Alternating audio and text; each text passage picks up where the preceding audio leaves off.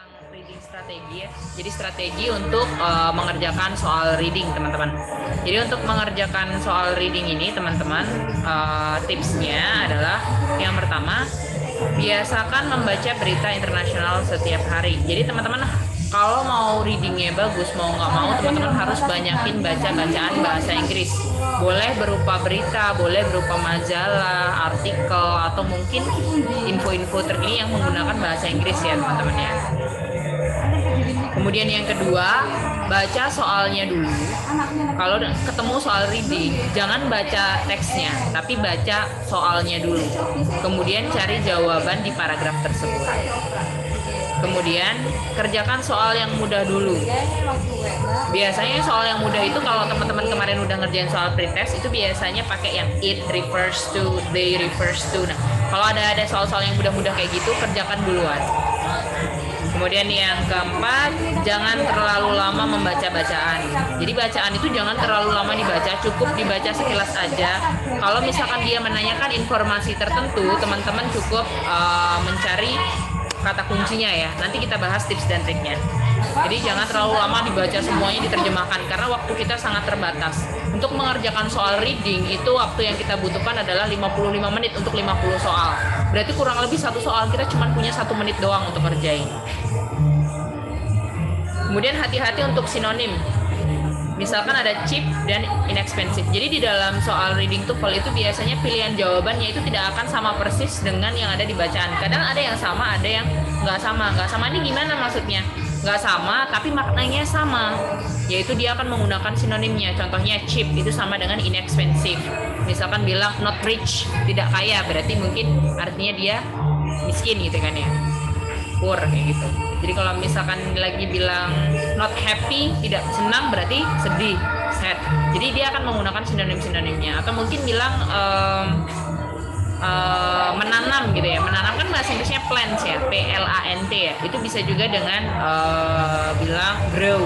Nah, jadi dia pakai sinonimnya. Kemudian gunakan kata kunci untuk membaca cepat. Jadi ketika teman-teman melihat soal, kemudian menemukan kata kunci, nah maka cari kata kuncinya di dalam bacaan supaya kita nggak perlu membaca semua teksnya.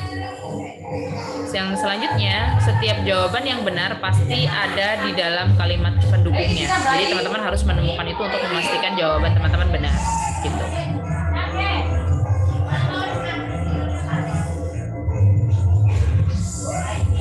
Kemudian jenis pertanyaan. Jadi jenis pertanyaan di dalam soal TOEFL reading itu ada main idea, kemudian ada organization of ideas, ada conclusion, dan ada vocabulary. Kalau main idea itu berarti berkaitan dengan ide pokok dari suatu bacaan. Organization of ideas itu berkaitan dengan bagaimana informasi itu disusun ya teman-teman. Kemudian kalau conclusion itu berkaitan dengan kesimpulan. Kalau vocabulary itu berkaitan dengan kemampuan teman-teman untuk mencari sinonim atau arti dari vocabulary yang ditanyakan.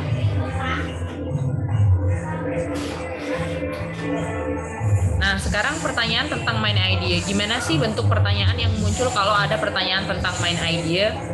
Kalau ada pertanyaan tentang main idea, itu biasanya pertanyaannya bentuknya kayak gini. Tulisannya ya.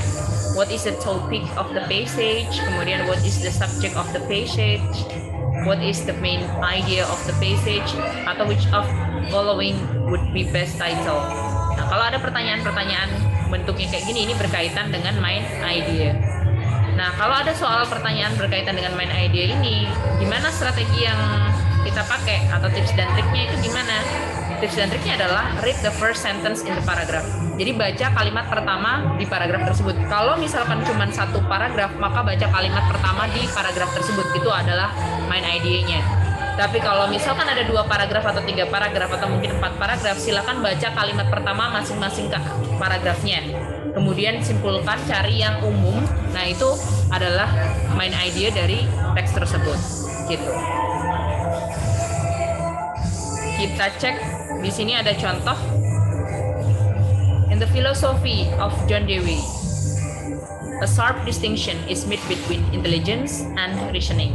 According to Dewey, Intelligence is the only absolute way to achieve bla bla bla, while reasoning is merely to the act of observer. Nah, pertanyaannya adalah what is the topic of this passage? Jadi apa sih topik dari bacaan ini? Nah, hanya ada satu paragraf doang. Kalau hanya ada satu paragraf aja, maka baca kalimat pertamanya. Yaitu kalimat pertamanya, dikatakan kalimat pertama itu kalau dia diawali dengan huruf besar dan diakhiri dengan tanda titik. Berarti baca dari kata in sampai reasoning ya. In the philosophy of John Dewey, a sharp distinction is made between intelligence and reasoning. Maka jawaban yang tepat adalah yang jangan pilih yang alpha karena terlalu spesifik, ngomongin intelligence-nya doang. Jangan pilih yang Bravo ya, karena distinction-nya ini bukan dibuat oleh John Dewey, berarti ini tidak sesuai dengan konteks. Kemudian yang Charlie, Dewey's idea on the ability to reason, berarti ngomongin tentang reason-nya doang, terlalu spesifik. Maka jawaban yang tepat adalah yang delta, how intelligence differs from reasoning in Dewey's works, kayak gitu. Jadi teman-teman, kalau ada pertanyaan topik itu jawabannya tidak boleh terlalu umum, tidak boleh terlalu spesifik, yang sedang-sedang saja. Dan yang pasti jangan keluar dari konteks bacaannya, gitu. Oke.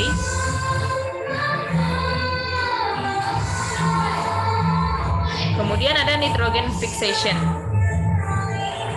Oke. Sebentar.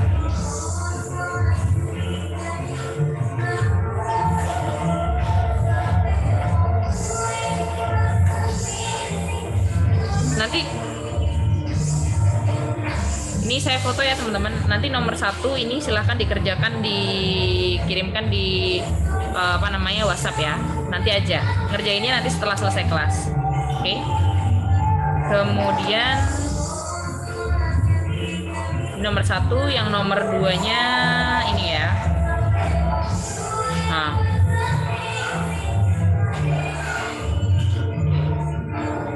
kemudian ada yang exercise ini ya.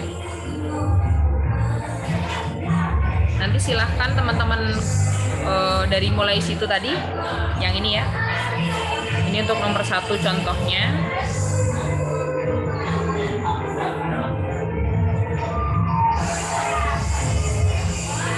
Agak terganggu sekali sih ya, suaranya terlalu kenceng nggak sih? Suara saya jelas nggak sih teman-teman? Halo? Jelas Kak. Jelas ya. Oh ini aja deh, dikerjakan yang exercise-nya aja deh. Ini kan contoh ya. Nah nanti kalau yang exercise-nya dikerjakan di WhatsApp ya. Jawabannya apa? Ditulis di WhatsApp, dikirimkan ke chat pribadi. Nanti pembahasannya saya kirim via voice note yang ada di Google Group. Gitu. Oke, sekarang ada sebelum masuk exercise-nya kita cek lagi contoh yang kedua. Nitrogen fixation. Jadi nitrogen fixation ini ada satu paragraf ya teman-teman. Kemudian pertanyaannya adalah which of the following would be the best title for this passage. Jadi di bawah ini kira-kira judul yang pas untuk passage ini apa gitu ya. Kalau ada pertanyaan kayak gini, berarti ini berkaitan dengan main idea. Kalau berkaitan dengan main idea, baca kalimat pertama paragraf tersebut. Karena hanya ada satu paragraf, maka baca dari nitrogen sampai dengan titik yang pertama. Nitrogen fixation is a process by which nitrogen is continuously fed into biological circulation. Berarti jawabannya adalah the process of nitrogen fixation, two nitrogen processes, the return of nitrogen to the air, atau the effect of plant life. Apakah ngomongin efek? Enggak ya, keluar ya. Apakah ngomongin ke pengembalian nitrogen ke udara? Enggak juga. Apakah dia menyebutkan dua proses nitrogen? Enggak ya. Tapi dia menjelaskan nitrogen itu adalah proses bla bla bla. Jadi jawaban yang tepat adalah yang alpha. Gitu. Oke. Nanti untuk exercise-nya silahkan dikerjakan ya. Ini exercise-nya. Ada 2 soal. Nah, rangkumannya teman-teman. Rangkumannya read the question first. Baca pertanyaannya dulu, kemudian baru baca kalimat pertama di masing-masing paragrafnya.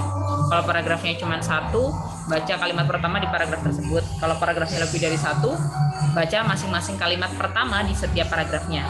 Jadi kalau ada 3 paragraf, berarti kalimat pertama paragraf 1, kalimat kedua kalimat pertama paragraf kedua, kalimat pertama paragraf ketiga, kemudian digabungkan, disimpulkan. Nah, itu adalah main idea-nya. Kemudian find the synonym, karena kemungkinan mereka akan menggunakan sinonimnya. Gitu. Oke. Sekarang kita lanjut ke organization of ideas. Jadi bagaimana sebuah informasi itu disusun ya, teman-teman. Panasnya.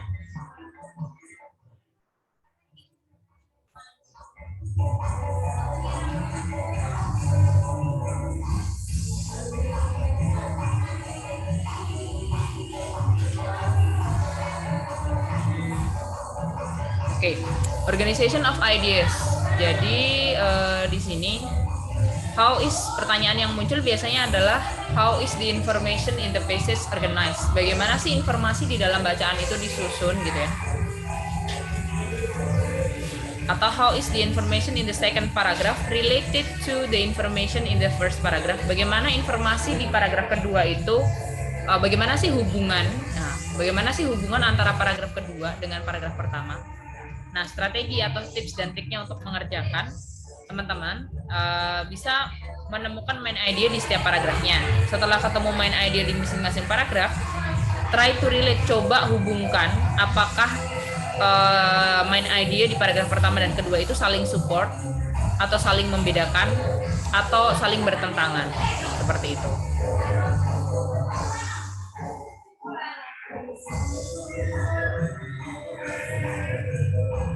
Contoh, tugas kita di sini ada 2 paragraf, berarti lihat main idea di masing-masing paragraf ya teman-teman. Look at the main idea of each paragraph. Ada 2 paragraf. Ada paragraf pertama, ada paragraf kedua. Paragraf pertama, berarti main idea-nya dari sini sampai dengan titik ya. If asked who invented the game baseball, kalau ditanya siapa yang menemukan game baseball, most Americans, kebanyakan orang Amerika would say that it was Abner Doubleday. Kalau orangnya adalah si Abner Doubleday. Sedangkan main idea di paragraf kedua dari today sampai dengan titik ya. Today saat ini banyak ahli sejarah olahraga, kebanyakan ahli sejarah olahraga in agreement, sepakat bahwa si Doubleday really did not have much to do with the development of baseball. Jadi mereka bersepakat bahwa si Doubleday ini dia nggak memiliki kontribusi yang sangat signifikan untuk perkembangan baseball gitu. Yang satunya informasinya adalah mendukung bahwa yang menemukan game baseball itu adalah si Abner. Kalau yang kedua berarti dia kurang sepakat ya tentang penemuan baseball ini, karena si Doubleday ini dia kurang memberikan kontribusi untuk perkembangan baseball. Maka kalau ada pertanyaan yang berkaitan dengan organization, the second paragraph bla bla bla. Berarti paragraf kedua ini organization-nya atau susunannya hubungannya dengan paragraf pertama kayak gimana? Apakah dia memberikan contoh? Enggak ya, dia tidak menunjukkan contoh. Yang berapa the idea in the first paragraph mendahului paragraf pertama? Enggak. Kemudian outlines the effect of the idea in the first paragraph. Apakah dia memberikan gambaran umum tentang akibat dari pendapat paragraf pertama? Atau yang delta? Bertentangan, refits itu bertentangan dengan paragraf yang pertama. Bertentangan dengan paragraf pertama. Iya, maka jawabannya yang delta. Gitu. Lanjut, ada exercise. Nanti silahkan dikerjakan exercise-nya ya. Dijawab di Google Classroom nanti. Jadi Google Classroom di di WhatsApp ya, exercise-nya. Oke.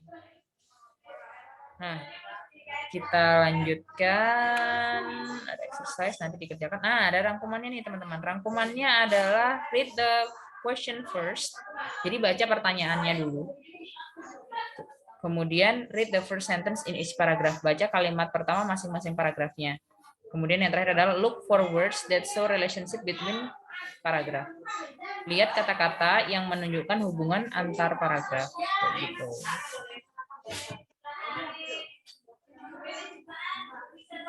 Kemudian ada direct questions. Kalau direct questions itu adalah pertanyaan-pertanyaan secara langsung. Biasanya maksudnya adalah jawabannya itu dimunculkan langsung di dalam passage-nya atau di dalam bacaannya. Jadi teman-teman tinggal cari di bacaan karena jawabannya sudah ada di bacaan. Biasanya ada pernyataan according to the passage berdasarkan bacaan, atau it is stated in the passage, disampaikan di dalam bacaan, atau the passage indicate that, passage tersebut menunjukkan bahwa, the author mentions that, the author menunjukkan bahwa, atau which of the following is true. Di bawah ini yang benar adalah titik-titik. Nah, kalau ada pertanyaan-pertanyaan kayak gini, ini namanya direct questions, di mana jawabannya itu ada langsung di dalam bacaan. Gitu. Terus strateginya gimana? Atau tips dan triknya untuk mengerjakan gimana? Tips dan triknya adalah find the keyword in the questions, temukan keywordnya di dalam pertanyaan, kemudian read the sentence containing the keyword, baca kalimat yang mengandung keyword tersebut. Gitu. Kita cek contohnya. Contohnya di sini ada Williamsburg, bla bla bla ya. Satu paragraf. Kemudian ada pertanyaan. Ingat ketika ada bacaan, jangan baca bacanya dulu, tapi baca soalnya dulu. According to the passage, Williamsburg is located. Nah, kata kuncinya adalah Williamsburg. Jadi fokuslah sama kata Williamsburg. Ini ya, kata Williamsburg. Ketika teman-teman sudah menemukan kata kuncinya, baca kalimat yang mengandung kata kunci tersebut. Williamsburg is a historic city in Virginia situated on peninsula between two rivers, the York and the James. Ya, oke. Berarti Williamsburg itu terletak di sebuah pulau? Enggak ya. Kemudian in the middle of river? Enggak. Where the York and the James meet. Iya. Di mana dia itu terletak di antara dua sungai. Bukan di tengah-tengah sungai, tapi di antara dua sungai. Dua sungai apa? York sama James. Maka jawabannya adalah Charlie. Where the York and the James meet. Gitu. Di mana the York sama the James ini bertemu. Gitu.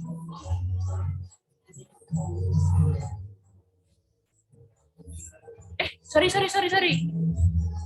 Yang delta ya. Kalau misalkan where the York and the James meets berarti apa namanya? Nempel dong York sama James-nya. Ini kan dibilangnya in Virginia situated on peninsula between two rivers, di antara dua rivers. Berarti tidak di reverse-nya ya, tapi di antara mereka berdua. Kalau di antara mereka berdua berarti ada land, a piece of land with rivers on two sides. Ya, jawabannya yang delta. Ada sungai York dan ada sungai James. Nah, di sini nih lokasinya Williamsburg kayak gitu.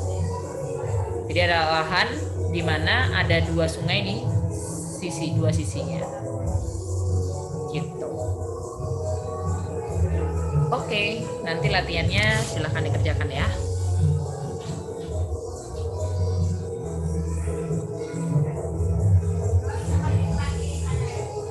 Langsung ke summary-nya. Summary-nya di sini ada read the question first, baca pertanyaannya dulu, kemudian temukan keywordnya. Setelah ketemu keyword, itu cari sinonimnya.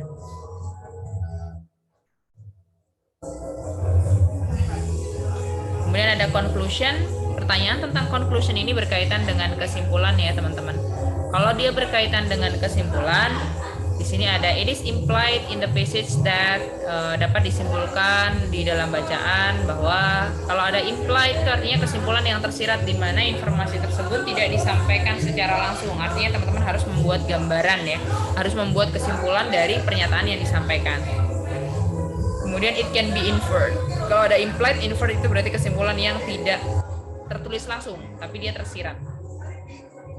Kalau dalam listening, misalkan bilang gini, ayo besok kita pergi ke pantai yuk. Aduh, aku ada ujian nih. Nah, berarti makna tersiratnya adalah si orang yang diajak ke pantai itu nggak bisa ikut atau nggak mau ikut. Kenapa ya? Karena dia ada ujian. Dia nggak ngomong aku nggak mau ikut, tapi dari jawaban dia aku ada ujian, berarti dia nggak mau ikut. Nah, itu namanya kesimpulan yang tersirat. Gitu. It is most likely that, what probably happened. Nah, kalau ada pertanyaan-pertanyaan kayak gini, ini berarti pertanyaan tentang conclusion. Strateginya atau tips dan trik untuk mengerjakannya adalah choose the keyword, pilih keywordnya di dalam bacaan, kemudian scan the passage for the keyword. Jadi teman-teman silakan cari keywordnya di dalam bacaan tersebut dengan membaca cepat. Gitu.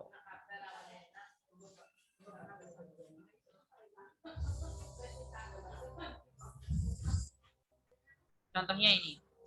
When are you free? Kapan kamu kosong gitu kan, libur. My working days are Monday to Friday. Hari kerja saya adalah hari Senin sampai Minggu. Berarti maksudnya apa sih B itu ngomong? Maksudnya adalah dia free dari Sabtu dan Minggu. Meskipun tidak disebutkan dia liburnya Sabtu dan Minggu, tapi kita bisa menyimpulkan bahwa kalau hari kerjanya adalah Senin sampai Jumat, berarti Sabtu Minggunya dia libur.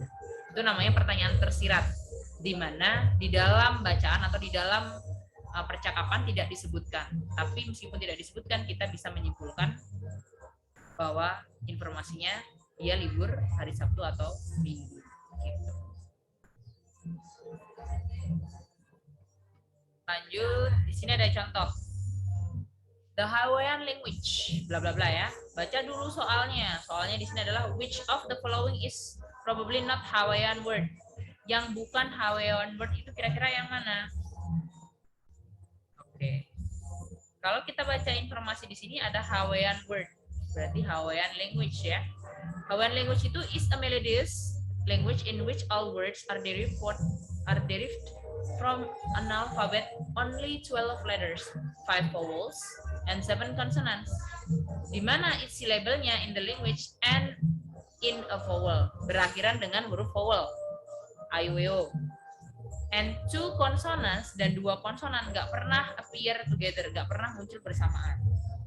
Berarti mahalo masuk Hawaiian word, mahi-mahi masuk Hawaiian language. Kemudian delta juga masuk. Yang enggak adalah Charlie, Meklea. Kenapa? Dia bilang konsonan itu never appear together, nggak pernah barengan. Ada huruf K, ada huruf L, sama-sama konsonan. Nah, dia nggak boleh muncul bersamaan. Meskipun di dalam bacaan tidak disebutkan Maklea ini bukan kata Hawaiian word, tapi kita bisa menyimpulkan bahwa dia bukan Hawaiian word. Dari mana? Dari informasi ini. Konsonan nggak akan pernah ketemu barengan. Gitu. Silakan teman-teman kerjakan exercise-nya ya nanti. Nah, di sini ada rangkuman ya teman-teman ya. Rangkumannya, read the first question. Baca pertanyaan pertama. Kemudian understand the context what is asked. Pahami konteksnya apa yang ditanyakan. Dan yang terakhir adalah conclusion-nya. Itu biasanya jawabannya itu dia menggunakan kata-kata yang lainnya. Jadi nggak sama persis dengan bacaan, tapi tetap sesuai dengan informasi yang diberikan dalam bacaan, meskipun tidak dituliskan langsung. Gitu.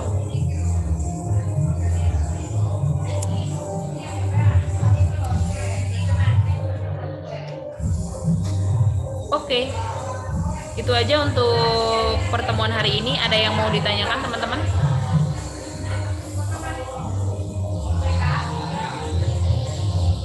Halo?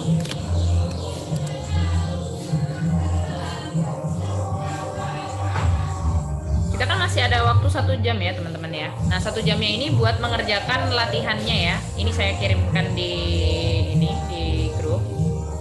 Jadi teman-teman bisa mengerjakan bagian 1.